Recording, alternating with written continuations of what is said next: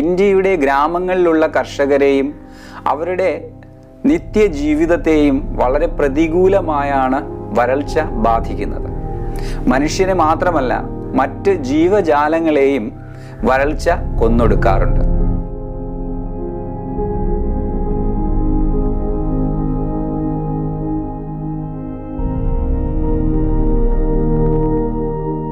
നോക്കൂ കുട്ടികളെ, ഇന്ത്യയിൽ 330 മില്യൺ ജനങ്ങൾ വരൾച്ചാബാധിത പ്രദേശങ്ങളിലാണ് ജീവിക്കുന്നത്. കർണാടക, മഹാരാഷ്ട്ര, ഒറീസ, ആന്ധ്രാപ്രദേശ്, തെലുങ്കാന, ഉത്തർപ്രദേശ് ഇങ്ങനെ കാർഷിക മേഖലയുമായി ബന്ധപ്പെട്ട പ്രധാനപ്പെട്ട സംസ്ഥാനങ്ങളെല്ലാം തന്നെ വരൾച്ചാബാധിത പ്രദേശങ്ങളാണ്. 1876, 82, 1895, 900, 1908, 24, 1937, 1945, 1982, 1982, 90, 1997, 2004, 2011, 2015 എന്നീ കാലഘട്ടങ്ങളിലാണ് ഇന്ത്യയിൽ പ്രധാനപ്പെട്ട ക്ഷാമങ്ങളെല്ലാം തന്നെ ഉണ്ടായിട്ടുള്ളത്. നമുക്ക് പരിശോധിച്ച് നോക്കിയാൽ ഈ ക്ഷാമങ്ങളെല്ലാം വരൾച്ചാ കാലഘട്ടവുമായിട്ട് നേരിട്ട് ബന്ധമുള്ളതായിട്ട് മനസ്സിലാക്കാം. ഇതിന് അപവാദമായിട്ടുള്ളത് 1943 എന്ന വർഷം മാത്രമാണ്.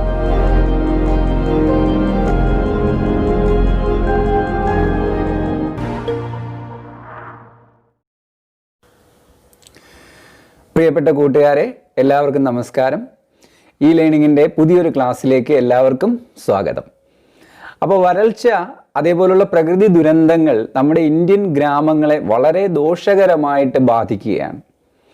ഇത് ആധുനിക കാലഘട്ടത്തിലുണ്ടായ ഒരു പ്രതിഭാസമൊന്നുമല്ല. നൂറ്റാണ്ടുകളായിട്ട് ഇത്തരം വരൾച്ചകളും അതുമൂലമുണ്ടാകുന്ന ക്ഷാമങ്ങളെയൊക്കെ നമ്മുടെ ഇന്ത്യയിലെ ഗ്രാമങ്ങൾക്ക് അതിജീവിക്കേണ്ടതായിട്ട് വന്നിട്ടുണ്ട്. ഇപ്പോൾ ആധുനിക കാലഘട്ടത്തിലാണെങ്കിൽ ഗ്ലോബൽ വാർമിംഗ്, ആഗോളതാപനം എന്നൊരു ഭീഷണി നിലനിൽക്കുന്നു. അതിൻ്റെ ഫലമായിട്ടുണ്ടാകുന്ന വരൾച്ച, കാലാവസ്ഥാ വ്യതിയാനം, ഇതിൻ്റെ എല്ലാ ദുരന്തങ്ങൾ നമ്മുടെ ഇന്ത്യയിലെ ഗ്രാമീണ കർഷകർക്ക് അഭിമുഖീകരിക്കേണ്ടതായി വരുന്നു. ഇത് ഇന്ത്യയിലെ ഗ്രാമീണ കർഷകരുടെ മാത്രം പ്രശ്നമാണെന്നല്ല പറയുന്നത്. പൊതുവായിട്ട് എല്ലാ ലോക രാജ്യങ്ങളും, എല്ലാ സമുദായങ്ങളിലും, എല്ലാ സമൂഹങ്ങളിലും ഉള്ള ആൾക്കാർക്ക് ഇത്തരം പ്രശ്നങ്ങൾ അഭിമുഖീകരിക്കേണ്ടി വരുന്നുണ്ട്. ബട്ട് ഇതിൻ്റെ ദൂരവ്യാപകമായ ഫലങ്ങൾ തീർച്ചയായിട്ടും അനുഭവിക്കേണ്ടി വരുന്നത് നമ്മുടെ കർഷകർക്കാണ്. നേരിട്ടുള്ള ദുരന്തങ്ങൾ മാത്രമല്ല, ദൂരവ്യാപകമായ ഫലങ്ങളും അവർക്ക് അനുഭവിക്കേണ്ടതായിട്ട് വരുന്നു. വരൾച്ച തീർച്ചയായിട്ടും ക്ഷാമത്തിന് കാരണമാകും. അതേപോലെ തന്നെ കൃഷിനാശം, അതുമൂലം ഉണ്ടാകുന്ന ആത്മഹത്യകൾ, നേരിട്ട് ഇത്തരം പ്രകൃതി ദുരന്തങ്ങളിൽ മരിക്കുന്നവർ, ക്ഷാമം മൂലം മരണത്തിന് കീഴടങ്ങുന്നവർ, ഇങ്ങനെ ഇതൊരു വലിയ ദുരന്തമായിട്ട് മാറുകയാണ്. അപ്പോൾ ഇതൊക്കെ നമ്മളിവിടെ പറഞ്ഞത് എന്തിനാന്ന് വെച്ചാൽ, 10ാം ക്ലാസ്സിലെ 3ാമത്തെ യൂണിറ്റിലെ 1ാമത്തെ അധ്യായത്തിൻ്റെ പേരെന്താണ്ട് നമ്മുടെ ഹിന്ദി പുസ്തകത്തിലുള്ള, അതെ, അകാൽ ഔർ ഉസ്കെ ബാദ്. നാഗാർജുൻ എഴുതിയ വളരെ പ്രസിദ്ധമായ ഒരു കവിതയാണ് അകാൽ ഔർ ഉസ്കെ ബാദ്. ഈ കവിതയിൽ അദ്ദേഹം പറയുന്നത് ഇന്ത്യയിലെ ഗ്രാമീണരെ വരൾച്ച എങ്ങനെ ബാധിക്കുന്നു. ഗ്രാമീണർ എന്ന് പറയുമ്പോൾ മനുഷ്യർ മാത്രമല്ല, അദ്ദേഹം തൻ്റെ കവിതയിൽ ചൂണ്ടിക്കാണിക്കുന്നത് എല്ലാ ചരാചരങ്ങളെയും, ജീവനുള്ളതും ഇല്ലാത്തതുമായിട്ടുള്ള എല്ലാത്തിനെയും വരൾച്ച ദോഷകരമായിട്ട് ബാധിക്കുകയാണ്. മനുഷ്യനെയും മറ്റ് ജീവജാലങ്ങളെയും എല്ലാം അദ്ദേഹം ഈ വരൾച്ചയുടെ രൂക്ഷത കാണിക്കുന്നതിന് തൻ്റെ കവിതയിലേക്ക് കൊണ്ടുവന്നിരിക്കുന്നു. വളരെ ചെറിയൊരു കവിതയാണ്, പക്ഷേ വളരെ വലിയ ആശയങ്ങളുള്ള ഒരു കവിതയാണ് നാഗാർജുന എഴുതിയ അകാൽ ഔർ ഉസ്കെ ബാദ്. ഇതിലെ അകാൽ അല്ലെങ്കിൽ വരൾച്ചയെക്കുറിച്ചും പറയുന്നുണ്ട്, ഉസ്കെ ബാദ് അതായത് വരൾച്ചയ്ക്ക് ശേഷം ഉണ്ടാകുന്ന ഒരു കാലഘട്ടത്തെക്കുറിച്ചും അദ്ദേഹം പറയുന്നുണ്ട്. അതായത് വരൾച്ച മനുഷ്യനെ പ്രതിസന്ധിയിലേക്കും ദാരിദ്ര്യത്തിലേക്കും തള്ളിയിടുമെങ്കിലും ഇന്ത്യയിലെ ഗ്രാമങ്ങളിലുള്ള ശുഭപ്രതീക്ഷ കൈവിടാത്ത നമ്മുടെ കർഷകർ ക്ഷാമത്തിന് ശേഷം വരുന്ന നല്ല കാലഘട്ടത്തിന് വേണ്ടി കാത്തിരിക്കുമെന്നും ആ നല്ല കാലഘട്ടം എല്ലാവർക്കും ആനന്ദവും സന്തോഷവും പ്രദാനം ചെയ്യുമെന്നും അദ്ദേഹം ഈ കവിതയിലൂടെ നമ്മളോട് പറയുകയാണ്. അപ്പോൾ നമുക്ക് തീർച്ചയായിട്ടും ഈ കവിതയാണ് ഇന്ന് പഠിക്കേണ്ടത്. കവിതയോടൊപ്പം ഞാൻ ആ കവിതയുടെ ഒരു ആശയം കൂടി പറയുന്നുണ്ട്. അത് നിങ്ങൾ കേട്ടിരിക്കുക. അത് എഴുതിയെടുക്കണമെന്നുണ്ടെങ്കിൽ തീർച്ചയായിട്ടും ഞാനത് ഡിസ്ക്രിപ്ഷൻ ബോക്സിൽ ഉൾപ്പെടുത്തും. അവിടെ നിന്ന് നിങ്ങൾക്കത് ഒന്നുകൂടി വായിച്ചു നോക്കാം, വേണമെങ്കിൽ എഴുതിയെടുക്കാം. ഓക്കെ, അപ്പോൾ എല്ലാവരും ചാനൽ സബ്സ്ക്രൈബ് ചെയ്തിട്ടുണ്ടല്ലോ. സബ്സ്ക്രൈബ് ചെയ്യാത്തവർ തീർച്ചയായിട്ടും ചാനൽ സബ്സ്ക്രൈബ് ചെയ്യുക. ക്ലാസ് ഇഷ്ടപ്പെട്ടെങ്കിൽ നിങ്ങളുടെ കൂട്ടുകാർക്ക് തീർച്ചയായിട്ടും നിങ്ങൾ ഷെയർ ചെയ്ത് കൊടുക്കുക. കമൻ്റ് എഴുതാൻ ഒരു കാരണവശാലും മറക്കരുത്. ക്ലാസ് മനസ്സിലായില്ലെങ്കിലും എന്തെങ്കിലും നിർദ്ദേശങ്ങളുണ്ടെങ്കിലും തീർച്ചയായിട്ടും നിങ്ങൾ കമൻറ്റുകൾ എഴുതുക. ലൈക്ക് ചെയ്യാനും മറക്കരുത്. അപ്പം നമുക്ക് നേരെ ക്ലാസ്സിലേക്ക് പോകാം. ഓക്കെ, നോക്കൂ കുട്ടികളെ, ആദ്യം നമുക്ക് കവിയെക്കുറിച്ച് പഠിക്കാം. അകാൽ ഔർ ഉസ്കെ ബാദ് എന്ന് പറയുന്ന ഈ കവിത എഴുതിയിരിക്കുന്നത് നാഗാർജുനാണ്. അദ്ദേഹത്തെക്കുറിച്ച് കുറച്ച് കാര്യങ്ങൾ നമുക്ക് മനസ്സിലാക്കാം. നോക്കിക്കോളൂ. ഹിന്ദി ഔർ മൈഥിലി കെ അപ്രതിം ലേഖക് ഔർ കവി ഥേ. ഹിന്ദിയിലെയും അതേപോലെ തന്നെ മൈഥിലി ഭാഷയിലെയും വളരെ സമർത്ഥനായിട്ടുള്ള, വളരെ പ്രസിദ്ധനായിട്ടുള്ളൊരു ലേഖകനും കവിയുമാണ് ആര്? നാഗാർജുൻ. മൈഥിലി ഭാഷ ബീഹാറിലെ ചില പ്രദേശങ്ങളിൽ സംസാരിക്കുന്ന ഭാഷയാണ്. ഹിന്ദിയുടെ ഒരു ഉപഭാഷയാണ് മൈഥിലി. ഓക്കെ. नागार्जुन का जन्म 30 जून 1911 को ज्येष्ठ पूर्णिमा के दिन ग्राम तरौनी जिला दरभंग ബീഹാർ में हुआ था. എവിടെയാണ് അദ്ദേഹം ജനിച്ചത്? ബീഹാറിലാണ് അദ്ദേഹം ജനിച്ചത്. അദ്ദേഹം ജനിച്ച അദ്ദേഹത്തിന്റെ ഗ്രാമത്തിന്റെ പേര് തരൗനി എന്നും ദർഭംഗ എന്ന ജില്ല, സംസ്ഥാനം ബീഹാർ, അതായത് ബീഹാർ സംസ്ഥാനത്തിലെ ദർഭംഗ ജില്ലയിലുള്ള തരൗനി എന്ന ഗ്രാമത്തിലാണ് അദ്ദേഹം ജനിച്ചത്. अनेक भाषाओं के ज्ञाता तथा प्रगतिशील विचारधारा के साहित्यकार नागार्जुन ने हिंदी के अतिरिक्त मैथिली, संस्कृत, बंगला में मौलिक रचनाएं भी की. അദ്ദേഹം ഹിന്ദിയിൽ മാത്രമല്ല സാഹിത്യ രചന നടത്തിയിട്ടുള്ളത്. ഹിന്ദി കൂടാതെ അദ്ദേഹം ബംഗ്ലാ ഭാഷയിലും മൈഥിലി ഭാഷയിലും സംസ്കൃതത്തിലും മൗലികമായിട്ടുള്ള രചനകൾ, അദ്ദേഹത്തിന്റെ രചനകൾ ഉണ്ടായിട്ടുണ്ട്. ओके. नागार्जुन का असली नाम वैद्यनाथ मिश्र था, परंतु हिंदी साहित्य में उन्होंने नागार्जुन तथा मैथिली में यात्री उपनाम से रचनाएं की. അദ്ദേഹത്തിന്റെ യഥാർത്ഥ പേര് വൈദ്യനാഥ് എന്നാണ്. പക്ഷെ അദ്ദേഹത്തിന്റെ പെൻനെയിം, അദ്ദേഹം സാഹിത്യ സൃഷ്ടി നടത്തിയത് ഹിന്ദിയിലെ നാഗാർജുൻ എന്ന പേരിലും അതേപോലെ തന്നെ മൈഥിലി ഭാഷയിൽ യാത്രി എന്ന പേരിലുമാണ് അദ്ദേഹം രചനകൾ നടത്തിയത്. ഉन्होंने ബൗദ്ധ ധർമ്മ की दीक्षा ली थी. ബുദ്ധമതം സ്വീകരിച്ചയാളാണ്. उनकी मृत्यु 5 नवंबर 1998 को ദർഭംഗ ബീഹാർ में हुआ. ബീഹാറിലെ ദർഭംഗ ജില്ലയിൽ തന്നെയാണ് അദ്ദേഹം മരണപ്പെട്ടതും. അദ്ദേഹം ജനിച്ച ജില്ലയിൽ തന്നെയാണ്. 1998 നവംബർ മാസം 5-ാം തീയതിയാണ് അദ്ദേഹം മരണപ്പെട്ടത്. അപ്പൊ ഇത്രയും കാര്യങ്ങൾ നമുക്ക് നാഗാർജുനെ കുറിച്ച് മനസ്സിലാക്കാം. അദ്ദേഹം കവി മാത്രമല്ല, കഥാകാരനും, അതായത് കഹാനി എഴുതുന്നയാളും ഉപന്യാസ്, നോവലുകളും സംസ്മരണവും ഒക്കെ എഴുതിയിട്ടുണ്ട്. പക്ഷേ പ്രധാനമായിട്ടും അദ്ദേഹത്തിന്റെ കവിതയാണ് നമ്മളിപ്പോൾ പഠിക്കുന്നത്. അതുകൊണ്ട് അദ്ദേഹത്തിന്റെ കുറച്ച് കവിതാ സംഗ്രഹങ്ങളുടെ പേര് ഇവിടെ തന്നിട്ടുണ്ട്. അതെല്ലാവരും വായിച്ചു നോക്കുക. അദ്ദേഹത്തിന് കിട്ടിയ ചില പ്രധാനപ്പെട്ട പുരസ്കാരങ്ങളാണ് സാഹിത്യ അക്കാദമി പുരസ്കാർ, ഭാരത് ഭാരതി സമ്മാൻ, മൈഥിലി ശരൺഗുപ്ത് സമ്മാൻ, രാജേന്ദ്ര ശിഖർ സമ്മാൻ, ഇങ്ങനെയുള്ള ബഹുമതികളും അദ്ദേഹത്തിന് ലഭിച്ചിട്ടുണ്ട്. ഓക്കെ. അപ്പോൾ ഇന്ത്യയിലെ വളരെ അറിയപ്പെടുന്ന, വളരെ പ്രസിദ്ധനായിട്ടുള്ള ഒരു കവിയുടെ കവിതയാണ് നമ്മൾ അടുത്തതായിട്ട് പഠിക്കാൻ പോകുന്നത്. കവിതയുടെ പേരെന്താണ്? അകാൽ ഔർ ഉസ്കെ ബാദ്. നോക്കൂ കുട്ടികളെ, അകാൽ ഔർ ഉസ്കെ ബാദ് നാഗാർജുൻ എഴുതിയ കവിതയാണ്. ഈ കവിതയ്ക്ക് 2 ഭാഗങ്ങളുണ്ട്. ആദ്യത്തെ ഭാഗത്ത് അദ്ദേഹം അകാൽ അല്ലെങ്കിൽ വരൾച്ചയുടെ ഭീകരതയെക്കുറിച്ചും, രണ്ടാമത്തെ ഭാഗത്ത് അദ്ദേഹം അകാൽ കെ ബാദ് വരൾച്ചയ്ക്ക് ശേഷം ഉണ്ടാകുന്ന ആനന്ദത്തെക്കുറിച്ചും സന്തോഷത്തെക്കുറിച്ചുമാണ് പറയുന്നത്. അപ്പോൾ ഇവിടെ കവി ഒരുപാട് കാര്യങ്ങൾ പറയാൻ ശ്രമിക്കുന്നുണ്ട്. അതിലൊന്ന് വരൾച്ചയുടെ ഭീകരത, അത് മനുഷ്യന് മാത്രമല്ല മറ്റെല്ലാ ജീവജാലങ്ങളെയും ബാധിക്കുന്നു എന്ന് അദ്ദേഹം ഈ ഭാഗത്ത്, അകാൽ എന്ന് പറയുന്ന ഈ ഭാഗത്ത് പറയുന്നു. രണ്ടാമത് അകാൽ കെ ബാദ്, അതെല്ലാവർക്കും സന്തോഷവും ആനന്ദവും നൽകുന്നു. അപ്പോൾ ഏതൊരു പ്രതിസന്ധിക്ക് ശേഷവും സന്തോഷത്തിന്റെ മറ്റൊരു കാലഘട്ടം വന്നു ചേരും എന്നൊരു ശുഭപ്രതീക്ഷ അദ്ദേഹം ഈ കവിതയിലൂടെ നൽകാൻ ശ്രമിക്കുന്നുണ്ട്. അതുപോലെ തന്നെ വരൾച്ച, ഇങ്ങനെയുള്ള പ്രകൃതി ദുരന്തങ്ങൾ മനുഷ്യനെ മാത്രമല്ല എല്ലാ ജീവജാലങ്ങളെയും ദോഷകരമായിട്ട് ബാധിക്കുന്നുണ്ട് എന്ന് അദ്ദേഹം സ്ഥാപിക്കാൻ ശ്രമിക്കുന്നു. അത് ഏറ്റവും ചെറിയ പ്രാണിയിൽ തുടങ്ങി മനുഷ്യനുൾപ്പെടെയുള്ള എല്ലാ ജീവജാലങ്ങൾക്കും ജീവിക്കാൻ പ്രതിസന്ധി സൃഷ്ടിക്കുന്നു എന്ന് അദ്ദേഹം ഈ കവിതയിലൂടെ പറയുന്നു.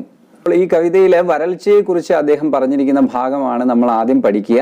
നമുക്ക് വായിക്കാം. നോക്കൂ. കൈ ദിനോന്തക് ചൂൽഹാ രോയ ചക്കി രഹി ഉദാസ്, കൈ ദിനോന്തക് കാനി കുത്തിയാ സോയി ഉൻകെ പാസ്, കൈ ദിനോന്തക് ലഗി ഭീത് പർ ചിപ്കലി ഓങ്കി ഗശ്ത്, കൈ ദിനോന്തക് ചൂഹോം കി ഭി ഹാലത്ത് രഹി ശികസ്ത്. മനസ്സിലായോ? നോക്കൂ. കൈ ദിനോന്തക് ചൂൽഹാ രോയ ചക്കി രഹി ഉദാസ്. ചൂൽഹ മത്ലബ് അതെ അടുപ്പാണ്. ചക്കി എന്ന് പറയുന്നത് അരകല്ലാണ്. ചൂൽഹാ രോയ അടുപ്പ് കരഞ്ഞു. ചക്കി രഹി ഉദാസ് അരകല്ല് വിഷമിച്ചിരിക്കുന്നു, ദുഃഖത്തോടെ ഇരിക്കുന്നു. അടുപ്പ് കരയുന്നതും അരകല്ല് വിഷമിച്ചിരിക്കുന്നതും ജീവനില്ലാത്ത ഒരു വസ്തുവിന് മനുഷ്യന്റെ ഗുണം ആരോപിക്കുന്നത് പോലെയാണ്. അടുപ്പ് കരയുന്നു എന്ന് കവി ഇവിടെ ഉദ്ദേശിക്കുന്നത് അടുപ്പില് തീ കത്തുന്നില്ല.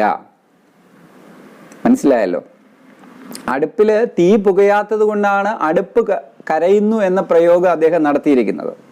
അടുപ്പിൽ എപ്പോഴാണ് തീ കത്തുക? അതെ, വീട്ടില് പാചകം ചെയ്യാനുള്ള ധാന്യങ്ങളോ മറ്റു വസ്തുക്കളോ ഉണ്ടാകുമ്പോഴാണ് അടുപ്പ് കത്തിക്കുക. പക്ഷേ ഇപ്പൊ അടുപ്പിന് എരിയേണ്ട ആവശ്യമില്ല, കാരണം വീട്ടില് പാചകം ചെയ്യാൻ ഒന്നും തന്നെ ഇല്ല. അതുകൊണ്ട് അതിനെ സൂചിപ്പിക്കാൻ അദ്ദേഹം ചൂൽഹാ രോയ എന്നൊരു പ്രയോഗം നടത്തിയിരിക്കുന്നു. ചക്കി രഹി ഉദാസ്. ചക്കി നല്ല സന്തോഷത്തോടെ ശബ്ദമൊക്കെ ഉണ്ടാക്കിക്കൊണ്ടിരിക്കുന്നത് എപ്പോഴാണ്? അതെ, അതിലെന്തെങ്കിലും സാധനങ്ങൾ വെച്ച് അരയ്ക്കുമ്പോഴാണ്. പലവ്യഞ്ജനങ്ങളോ ധാന്യങ്ങളോ ഒക്കെ അരയ്ക്കുമ്പോഴാണ് ചക്കി അല്ലെങ്കിൽ അരകല്ലിൽ നിന്ന് ശബ്ദം വരിക. ഇപ്പോൾ അത് നിശബ്ദമായിട്ടിരിക്കുന്നു, അതിന് യാതൊരു പണിയില്ല, അത് നിശബ്ദമായിട്ടിരിക്കുന്നു. അതുകൊണ്ടാണ് ചക്കി ഉദാസ് രഹി എന്നൊരു പ്രയോഗം കവി നടത്തിയിരിക്കുന്നത്. അപ്പോ അടുപ്പ് കരയുന്നു, അരകല്ല് ഉദാസീനമായിരിക്കുന്നു എന്ന പ്രയോഗത്തിൽ നിന്ന് തന്നെ വീട്ടില് പാചകം ചെയ്യാൻ ഒന്നും തന്നെ ഇല്ലാത്തൊരവസ്ഥയാണ് ഈ അകാലിലുള്ളത് എന്ന് നമുക്ക് മനസ്സിലാവും. ഓക്കെ, ഇനി അടുത്ത നോക്കിയേ നിങ്ങള്. കൈ ദിനോന്ത കാനി കുത്തിയ സോയി ഉൻകെ പാസ്. കാനി കുത്തിയ എന്ന് പറഞ്ഞാല് ഒറ്റ കണ്ണുള്ള പട്ടി. ഉൻകെ പാസ് സോയി, കിൻകെ പാസ് സോയി, ചൂൽഹ और ചക്കി കെ പാസ് സോയി. ഇവിടെ അടുപ്പിന്റെയും അരകല്ലിന്റെയും അടുത്ത് കൈ ദിനോന്തക് ഒരുപാട് ദിവസങ്ങളായിട്ട് ആ ഒറ്റക്കണ്ണൻ പട്ടി സോയി ഉറങ്ങുകയാണ്. അപ്പൊ ഇവിടെ അടുപ്പും അരകല്ലും ഏകദേശം ഉപേക്ഷിച്ചതുപോലെയാണ്. കാരണം വീട്ടിൽ പാചകം ചെയ്യാൻ ഒന്നും തന്നെ ഇല്ല. ആ ഉപേക്ഷിക്കപ്പെട്ട അടുപ്പിനും അരകല്ലിനും അടുത്ത് ഉപേക്ഷിക്കപ്പെട്ടവളെ പോലെ ആ ഒറ്റക്കണ്ണൻ പട്ടിയും കിടക്കുകയാണ്. അപ്പോൾ അതിൻ്റെ അവസ്ഥയും വളരെ പരിതാപകരമാണ് എന്ന് നമ്മൾ മനസ്സിലാക്കണം. എന്തെങ്കിലും ഭക്ഷണം കിട്ടുമെന്നുള്ള പ്രതീക്ഷയിലാവാം അത് അടുപ്പിന്റെയും അരകല്ലിന്റെയും അടുത്ത് വന്ന് നിന്ന് അവിടെ കിടന്ന് ഉറങ്ങിപ്പോയത്. ഇനി അടുത്ത് നോക്കിയേ. കൈ ദിനോന്തക് ലഗി ഭീത് പർ ചിപ്കലി ഓങ്കി ഗശ്ത്. ചിപ്കലി ആരാണ്? പല്ലി. ഗശ്ത് എന്ന് പറഞ്ഞാൽ അങ്ങോട്ടും ഇങ്ങോട്ടും നടക്കുക. ഭീത് പർ ചിപ്കലിയാം ഗശ്ത് ലഗി ഹേ. ചുവരിലൂടെ, ഭീത്ത് ചുവരിലൂടെ പല്ലികൾ അങ്ങോട്ടും ഇങ്ങോട്ടും നടക്കുകയാണ്. പല്ലികൾ അങ്ങോട്ടും ഇങ്ങോട്ടും നടക്കുന്നത് എന്തിനാണ്? എന്തെങ്കിലും ഇരയെ പിടിക്കുന്നതിന് വേണ്ടിയിട്ടാണ്. നിങ്ങൾ പല്ലി ഇര പിടിക്കുന്ന കണ്ടിട്ടുണ്ടല്ലോ. ഒരു സ്ഥലത്ത് അനങ്ങാതെ ഇരുന്നിട്ട് അതിന്റെ നാക്ക് വെച്ചിട്ട് അത് ചെറിയ പ്രാണികളെയൊക്കെ പിടിച്ചെടുക്കുകയാണ് ചെയ്യുന്നത്.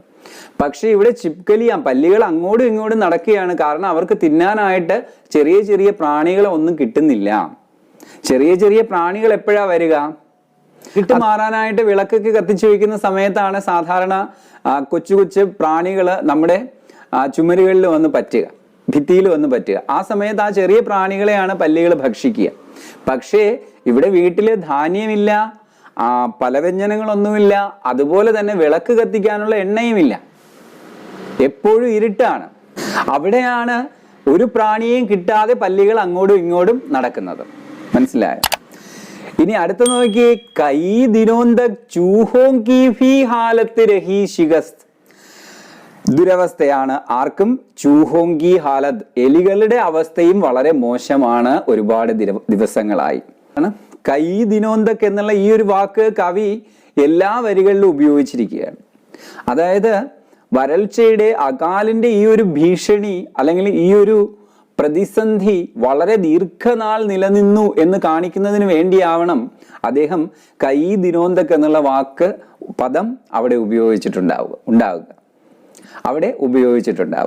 അല്ലെ.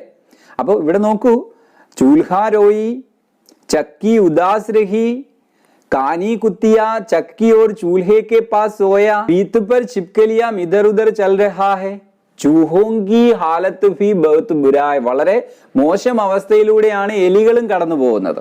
ഇവിടെ അകാൽ, വരൾച്ചയുടെ വളരെ ഭയാവഹമായിട്ടുള്ള ഒരു പ്രതിസന്ധിയെയാണ് കവി ചൂണ്ടിക്കാണിക്കുന്നത്. നോക്കൂ, ആ 4 വരികൾ നമുക്ക് ഒന്നുകൂടെ വായിക്കാം. കൈ ദിനോന്തക് ചൂൽഹാ രോയ, ചക്കി രഹി ഉദാസ്, കൈ ദിനോന്തക് കാനി കുത്തിയ, സോയി ഉൻകെ പാസ്, കൈ ദിനോന്തക് ലഗി ഭീത്ത് പർ ചിപ്ക ലിയോങ്കി ഗസ്, കൈ ദിനോന്തക് ചൂഹോം കി ഭി ഹാലത്ത് രഹി ശികസ്ത്. അപ്പോ ഇവിടെ അടുപ്പ് കരയുന്നു, അരകല്ല് ഉദാസീനമായിരിക്കുന്നു എന്നുള്ളത് കൊണ്ട് കവി ഉദ്ദേശിക്കുന്നത് എന്താണ്? അതെ, അടുപ്പില് വേവിക്കാനായിട്ട് ധാന്യങ്ങളൊന്നുമില്ല, അരയ്ക്കാനായിട്ടുള്ള വ്യഞ്ജനങ്ങളും പല വ്യഞ്ജനങ്ങളും ഒന്നും തന്നെ വീട്ടില് ഇല്ല.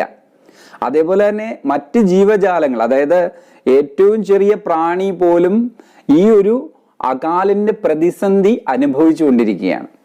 മനസ്സിലായോ? ഇനി നമുക്ക് ഇതിന്റെ ഒരു ഭാവാർത്ഥം കൂടെ മനസ്സിലാക്കിയിട്ട് അടുത്ത 4 വരി പഠിക്കാം. നോക്കൂ, നാഗാർജുൻ ലിഖത്തെ हैं कि അകാൽ കെ സമയ കി പരിസ്ഥിതിയാം അത്യന്ത ഭയാവഹ് ഹോത്തി ഹെ. അദ്ദേഹം പറയുന്നത് അകാലിന്റെ കാലഘട്ടത്തിലെ പരിസ്ഥിതികൾ വളരെ ഭയാവഹമാണ്, പേടിപ്പെടുത്തുന്നതാണ്. സമ്പൂർണ്ണ ഘർ കാ വാതാവരൺ ശോകമയ और भुखमरी से आहत होता है. വീടിന്റെ മുഴുവൻ അവസ്ഥയും വളരെ ദുഃഖം നിറഞ്ഞതും വിശപ്പ് നിറഞ്ഞതും ആയിത്തീരുന്നു. ഘർ കാ ചൂൽഹ ബുച്ഛാ ഹുവാ ഹെ മാനോ വഹ് രോ രഹാ ഹെ. വീട്ടിലെ അടുപ്പ് ബുച്ഛാ രഹാ ഹെ, അണച്ചു വെച്ചിരിക്കുകയാണ്. മീൻസ് അത് കത്തിക്കുന്നില്ല, അത് കരയുന്നത് പോലെയാണ് തോന്നുന്നത്. കത്തിക്കാത്ത അടുപ്പ് കരയുന്നത് പോലെയാണ് കവിക്ക് തോന്നുന്നത്. ക്യോങ്കി വഹ് കൈ ദിനോസെ ജൽ നഹി ഹേ. എന്തുകൊണ്ടെന്നാൽ അത് ഒരുപാട് ദിവസങ്ങളായി കത്തിക്കുന്നില്ല. ഘർമേം ദാനെ പീസിനെ കി ചക്കി ഭി അത്യന്ത ഉദാസ് ഹേ. വീട്ടില് ധാന്യങ്ങൾ അരയ്ക്കുന്ന അരകല്ലും വളരെ ദുഃഖിതനാണ്. ക്യോങ്കി ഇസ്മേ കൈ ദിനോസെ അനാജ് പീസ നഹി ഗയ. ഇതിൽ ഒരുപാട് ദിവസങ്ങളായിട്ട് ധാന്യങ്ങൾ എന്ത് ചെയ്യുന്നില്ല, അരയ്ക്കുന്നില്ല. കഹിനേക്കാ ഭാവ് ഹെ, ആ പറഞ്ഞതിന്റെ ആശയം, ജബ് അകാൽ കെ സമയ സബ് കുച്ച് നഷ്ട ഹോ ഗയ, അകാലിന്റെ സമയത്ത് എല്ലാം നഷ്ടമായി. തബ് ഘർമേം ഖാനെ കെ ലിയെ കുച്ച് ഭി ശേഷ് നഹി രഹ് ഗയ. വീട്ടിൽ ഭക്ഷിക്കാനായിട്ട് തിന്നാനായിട്ട് ഒന്നും തന്നെ അവശേഷിക്കുന്നില്ല. തോ ചൂൽഹ ഭല കൈസെ ജൽ സക്താ ഹെ. അടുപ്പ് എങ്ങനെ കത്തിക്കും? അതെ, ചൂൽഹ और ചക്കി ജൈസി മൂലഭൂത വസ്തുവേം ആജ് ഘർ മേ ഉപേക്ഷിത് സി പടി ഹെ. വീട്ടിലെ ഏറ്റവും കൂടുതൽ ഉപയോഗമുള്ള 2 വസ്തുക്കളാണ് വേവിക്കാനുള്ള അടുപ്പും അരയ്ക്കാനുള്ള അരകല്ലും. പക്ഷെ ആ 2 വസ്തുക്കളും ഇന്ന് ഉപേക്ഷിക്കപ്പെട്ടിരിക്കുന്നത് പോലെ കിടക്കുകയാണ്. കവി ആകെ കഹ് രഹാ ഹെ കി, കവി പിന്നെ പറയുന്നു, ഈ അഭാവഗ്രസ്ത ഘർമ്മം, ഈ ഒന്നും ഇല്ലാത്ത വീട്ടില് കാനി കുത്തിയ ഏക്ക് അന്യ ഉപേക്ഷിത പ്രാണി ഹെ. ഒറ്റ കണ്ണുള്ള പട്ടി ഉപേക്ഷിക്കപ്പെട്ട മറ്റൊരു ജീവിയാണ്. ഇൻ ഉപേക്ഷിത വസ്തുവൊക്കെ സാത്ത് പെടാ ഹെ. അതും ഇപ്പോ ഉപയോഗിക്കാതെ ഉപേക്ഷിച്ചിരിക്കുന്ന അടുപ്പിനും അരകല്ലിനും അടുത്ത് കിടക്കുന്നു. ഘർക്കി ചിപ്കലിയ, ഇനി വീട്ടിലെ പല്ലികളാണെങ്കിലോ ദീവാരോംബർ ചക്കർ കാട് രഹി ഹെ. ഭിത്തികളില് അങ്ങോട്ടും ഇങ്ങോട്ടും നടക്കുകയാണ്. ഉനെ കുച്ച് ഭി ഖാനേക്കോ നഹി മിൽ രഹാ ഹെ. അവന് ഭക്ഷിക്കാനായിട്ട് ഒന്നും കിട്ടുന്നില്ല. ഘർക്കെ ചൂഹേ കി ഫി കൈ ദിനോസെ ഭൂക്കെ മർ രഹാ ഹെ. വീട്ടിലെ എലികളും ഒരുപാട് ദിവസമായിട്ട് വിശപ്പ് സഹിച്ചു കഴിയുകയാണ്. അപ്പൊ വീട്ടിലുള്ള എല്ലാവരും, വീട്ടിലുള്ള മനുഷ്യരുൾപ്പെടെയുള്ള എല്ലാ ജീവജാലങ്ങളും ഈ ഭയാനകമായിട്ടുള്ള പരിസ്ഥിതിയെ, അകാലിന്റെ ഈ പരിസ്ഥിതിയെ അഭിമുഖീകരിക്കുകയാണ്. ഈ പ്രതിസന്ധികളിലൂടെ അവര് കടന്നു പോവുകയാണ്. ഓക്കെ, നിങ്ങൾക്ക് നന്നായിട്ട് മനസ്സിലായോ? എങ്കിൽ നമുക്ക് അകാൽ കെ ബാദിന്റെ സന്തോഷത്തെ കുറിച്ച് അടുത്തതായിട്ട് പഠിക്കാം. നാഗാർജുനെ अंतिम की 4 पंक्तियों में अकाल के बाद संभलती परिस्थितियों का अत्यंत भावुक चित्रण किया है. നാഗാർജുൻ അവസാനത്തെ 4 വരികളിൽ അകാലിന് ശേഷമുള്ള മനുഷ്യനും മറ്റ് ജീവജാലങ്ങൾക്കും അനുകൂലമായിട്ടുള്ള പരിസ്ഥിതിയെ വളരെ ഭാവാർദ്രമായി വർണ്ണിക്കുകയാണ്. अकाल के कई दिनों के बाद अनाज आया है. അനാജ് എന്ന് വെച്ചാൽ ധാന്യം. വരൾച്ചയ്ക്ക് ശേഷമുള്ള ഒരുപാട് ദിവസങ്ങൾക്ക് ശേഷം വീട്ടിലേക്ക് ധാന്യം വന്നിരിക്കുകയാണ്. इसकी खुशी में घर के प्रत्येक प्राणी में नई स्फूर्ति और नई चेतना का वर्णन किया गया है.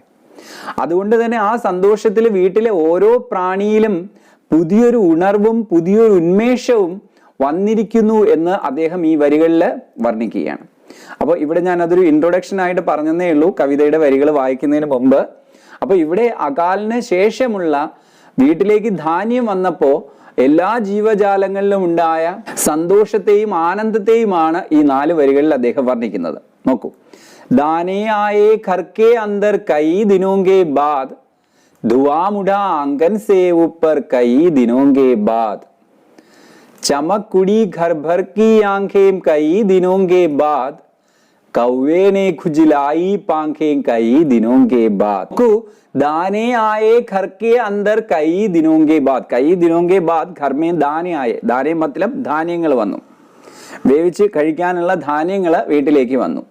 അതുകൊണ്ട് ധുവാമുട ആംഗൻ സേ ഉപ്പർ കൈ ദിനോങ്കെ ബാദ്, ഒരുപാട് ദിവസങ്ങൾക്ക് ശേഷം മുറ്റത്ത് നിന്ന് ഊപ്പർ മുകളിലേക്ക് ധുവാമുട പുക പറക്കുന്നു. അടുപ്പില് തീ കത്തിച്ചത് മൂലം മുറ്റത്ത് നിന്ന് ആകാശത്തേക്ക് പുക പറക്കുന്നു. വീട്ടില് ധാന്യം വന്നു. ചമക്കുടി ഘർഭർ കി ആംഖേം കൈ ദിനോങ്കെ ബാദ്, വീട്ടിലുള്ള എല്ലാവരുടെയും കണ്ണുകൾ തിളങ്ങാൻ തുടങ്ങി. സന്തോഷത്തോടെ ആനന്ദത്തോടെ വീട്ടിലുള്ള എല്ലാവരുടെയും കണ്ണുകളിലും ഒരു പുതിയ തിളക്കം വന്നു. അത് സന്തോഷത്തിന്റെ തിളക്കമാണ്.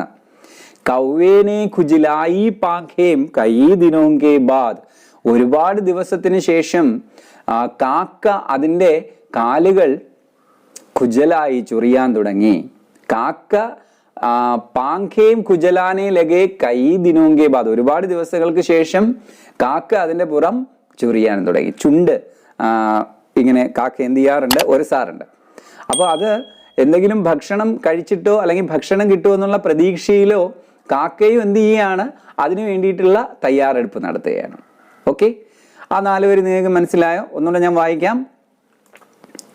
दाने आए घर के अंदर कई दिनों के बाद, धुआं उड़ा आंगन से ऊपर कई दिनों के बाद, चमक उड़ी घर भर की आंखें कई दिनों के बाद, कौवे ने खुजलाई पांखें कई दिनों के बाद. ഭാവാർത്ഥം ഇവിടെ തന്നിട്ടുണ്ട്, അത് നമുക്ക് വായിച്ചു നോക്കാം. കൈ ദിനോങ്കെ പശ്ചാത് ഘർമേ അനാജ് കെ ദാനെ ആയെ, ഒരുപാട് ദിവസങ്ങൾക്ക് ശേഷം വീട്ടില് ധാന്യം വന്നു. ഘർമേം ചക്കി ചലി ഓർ ചൂൽഹ ജല, വീട്ടില് അരകല്ലിൽ അരയ്ക്കാനും അടുപ്പ് കത്തിക്കാനും തുടങ്ങി. ചൂൽഹ ജൽനെ സെ ഘർ കെ ആംഗൻ കെ ഊപ്പർ ധുവാ ഉടുത്താൻ നസർ ആ രഹാ ഹെ, അടുപ്പ് കത്തിച്ചത് മൂലം മുറ്റത്ത് നിന്ന് ആകാശത്തേക്ക് പുക പറക്കാൻ തുടങ്ങുന്നത് നമുക്ക് കാണാൻ കഴിയും. ഘർക്ക പ്രത്യേക പ്രാണി ഖുഷി ഓർ പ്രസന്ന ചിത്ത്, വീട്ടിലെ ഓരോ പ്രാണിയും ഓരോ ജീവജാലവും മനുഷ്യൻ ഉൾപ്പെടെയുള്ള എല്ലാ ജീവജാലങ്ങളും വീട്ടില് സന്തോഷത്തിലാണ്, ആനന്ദത്തിലാണ്. കാരണം വീട്ടില് ധാന്യം വന്നു, അവർക്ക് ഭക്ഷണം കഴിക്കാം. ഘർമേം അന്നക്ക ന ഹോന और होना किस तरह घर के वातावरण को बदल देता है, यही इस कविता का कथ्य है. നോക്കൂ, വീട്ടില് ധാന്യമുള്ളതും ധാന്യമില്ലാത്തതുമായ അന്തരീക്ഷം എങ്ങനെ മാറുന്നു എന്നുള്ളതാണ് ഈ കവിതയിലൂടെ പറയുന്നത്. വീട്ടില് ധാന്യമില്ലാത്തപ്പോ, അകാലില് വീട്ടില് ധാന്യമില്ല, ആ സമയത്ത് വീട്ടിലെ അവസ്ഥയും അകാലിന് ശേഷം വീട്ടിൽ ധാന്യം വരുമ്പോൾ അവിടെയുള്ളവരുടെ സന്തോഷവുമാണ് ഇവിടെ പറയുന്നത്. ഇവിടെ ഭക്ഷണത്തിന്റെ ഒരു പ്രാധാന്യത്തെ കുറിച്ച് കൂടി കവി പറയുന്നുണ്ട്, അല്ലേ? അപ്പൊ ഭക്ഷണം എല്ലാവർക്കും ആവശ്യമായിട്ടുള്ള ഒന്നാണ്. മനുഷ്യന്റെ എല്ലാ അധ്വാനങ്ങളും ഈ ഭക്ഷണത്തിന് വേണ്ടിയിട്ടുള്ളതാണ്. ഭക്ഷണം ഇല്ലാതായാല്, ആഹാരം കിട്ടാതെ വന്നാല് അവന് ബാക്കിയെല്ലാം വളരെ നിസ്സാരമായിട്ട് തോന്നും എന്നും കൂടെ കവി ഇവിടെ പറയുകയാണ്. മനുഷ്യന്റെ മാത്രം അവസ്ഥയല്ല, മറ്റെല്ലാ ജീവജാലങ്ങളെ പോലെയും മനുഷ്യന്റെയും ഏറ്റവും പ്രാഥമികമായിട്ടുള്ള ആവശ്യം ഭക്ഷണമാണ് എന്നും കൂടിയാണ് കവി ഇവിടെ പറയുന്നത്. തദ്ഭവ് ശബ്ദാവലി പ്രധാൻ, തദ്ഭവം ശബ്ദങ്ങൾ നിറഞ്ഞതും സരൾ ഓർ പ്രവാഹയുക്ത് ഹെ, ലളിതവും ഒഴുക്കുള്ളതുമാണ്. തദ്ഭവം എന്ന് പറഞ്ഞാൽ എന്താണ്? സംസ്കൃതത്തിൽ നിന്ന് ഹിന്ദിയിലോട്ട് വന്നിട്ടുള്ള വാക്കുകളാണ്. സംസ്കൃതത്തിലുള്ള വാക്കുകൾ ഹിന്ദിയിൽ അതേപോലെ ഉപയോഗിക്കുമ്പോൾ നമ്മളതിനെ തത്സമ ശബ്ദം എന്ന് പറയും. ഹിന്ദിയിൽ ധാരാളം തത്സമ ശബ്ദമുണ്ട്. ആകാശ്, പ്രേം, ഇങ്ങനെയൊക്കെയുള്ള വാക്കുകൾ അതിന് എക്സാമ്പിളാണ്. തദ്ഭവം എന്ന് പറഞ്ഞാൽ സംസ്കൃതത്തിലെ വാക്കുകൾ ഹിന്ദിയിൽ വരുമ്പോൾ കുറച്ച് മാറ്റത്തോടെ ഉപയോഗിക്കുകയാണ്. ഉദാഹരണത്തിന് ഹിന്ദിയിലെ ആങ്ക് എന്നുള്ള വാക്ക് സംസ്കൃതത്തിലെ അക്ഷി എന്ന വാക്കിൽ നിന്നുണ്ടായിട്ടുള്ളതാണ്. അപ്പോൾ സംസ്കൃതത്തിലെ അക്ഷിയിൽ നിന്ന് ആങ്കിന് കുറച്ച് വ്യത്യാസമുണ്ട്. അങ്ങനെയുള്ള തദ്ഭവ ശബ്ദങ്ങളും അതേപോലെ ലളിതമായ പ്രവാഹമയമായിട്ടുള്ള വാക്കുകളും ഈ കവിതയിൽ ഉപയോഗിച്ചിരിക്കുന്നു. തഥാ ठोस ദൃശ്യ ബിംബോങ്കി സർജന കവി ദ്വാര കി ഗയി ഹെ. ശക്തമായിട്ടുള്ള ദൃശ്യബിംബങ്ങളും സൃഷ്ടിക്കപ്പെട്ടിരിക്കുന്നു ഈ കവിതയിൽ. അപ്പോൾ ശക്തമായിട്ടുള്ള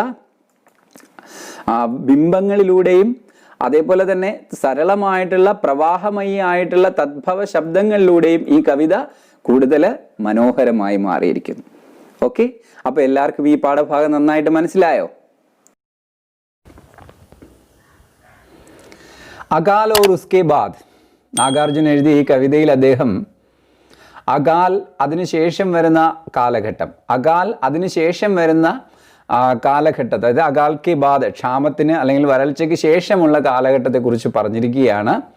അപ്പോൾ മനുഷ്യൻ്റെ ജീവിതം എന്നും ഇത്തരം ശുഭപ്രതീക്ഷകളും കൂടെ നിറഞ്ഞതാണ്. വരൾച്ച, പ്രകൃതി ദുരന്തങ്ങൾ ഇതെല്ലാം മനുഷ്യനെ പ്രതിസന്ധിയിലേക്ക് തള്ളിവിടുമെങ്കിലും പ്രതിസന്ധികളില്ലാത്ത സന്തോഷവും ആനന്ദവും നിറഞ്ഞ മറ്റൊരു കാലഘട്ടം കൂടി വരും എന്ന് അദ്ദേഹം നമ്മളെ ഈ കവിതയിലൂടെ ഓർമ്മപ്പെടുത്തുകയും കൂടെ ചെയ്യുകയാണ്. ഇതിന് വലിയ പ്രസക്തിയുണ്ട്. കാരണം നമ്മുടെ സമൂഹം ഇപ്പോൾ ഒരു വലിയ പ്രതിസന്ധിയിലൂടെ കടന്നു പോവുകയാണ്. കൊറോണ വൈറസ് സൃഷ്ടിച്ച ഈ പ്രതിസന്ധിയെയും നമുക്ക് തീർച്ചയായിട്ടും അതിജീവിക്കാൻ കഴിയും. എല്ലാവരും ശുഭപ്രതീക്ഷയുള്ളവരായിട്ടിരിക്കുക. അപ്പോൾ ഇത്തരം സാമൂഹികമായിട്ടുള്ള കാഴ്ചപ്പാടുകളോട് കൂടിയാണ് അദ്ദേഹം കവിതകൾ എഴുതിയിട്ടുള്ളത്. അല്ലെങ്കിൽ പ്രഗതിവാദി കവികളുടെ എല്ലാം ഒരു രീതി ഇത് തന്നെയാണ്, മനുഷ്യന് ഒരു നല്ല നാളേക്കുള്ള ശുഭപ്രതീക്ഷ നൽകുക എന്നും കൂടിയുള്ളതാണ്. ഓക്കെ, എല്ലാവരും ചാനൽ സബ്സ്ക്രൈബ് ചെയ്തല്ലോ. സബ്സ്ക്രൈബ് ചെയ്യാത്തവർ തീർച്ചയായിട്ടും ചാനൽ സബ്സ്ക്രൈബ് ചെയ്യുക, ലൈക്ക് ചെയ്യാൻ മറക്കരുത്, നിങ്ങളുടെ കൂട്ടുകാർക്ക് ഷെയർ ചെയ്ത് കൊടുക്കാൻ മറക്കരുത്, കമൻറ്റ് ചെയ്യാനും മറക്കരുത്. അടുത്ത ക്ലാസ്സിൽ നമുക്ക് മറ്റൊരു പാഠഭാഗമായിട്ട് വീണ്ടും കാണാം. അതുവരെ എല്ലാവർക്കും ബൈ ബൈ, നമസ്കാരം.